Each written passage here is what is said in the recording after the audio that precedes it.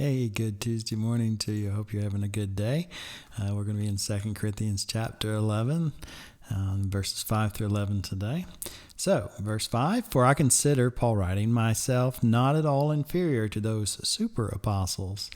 And even if I am unskilled in speaking, yet I am certainly not in in knowledge." So he says, I know what to say, I just don't say it well.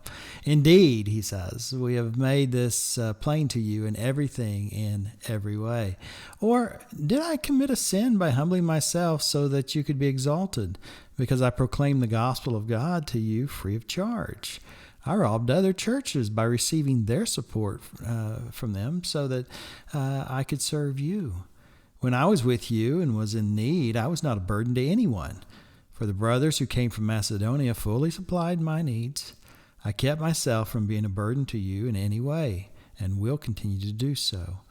As the truth of Christ is in me, this boasting of mine will not be stopped in the regions of Achaia.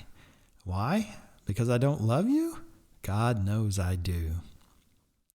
Growing up, I lived across the street from my grandparents. Occasionally, my mother and grandmother would pick things up from the store at the other's request. Then came the time for settling up.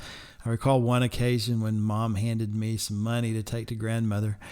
When I showed it to grandmother, she told me to take it back to Mom, who sent it back to me with it once more. And the second time, grandmother told me to keep it.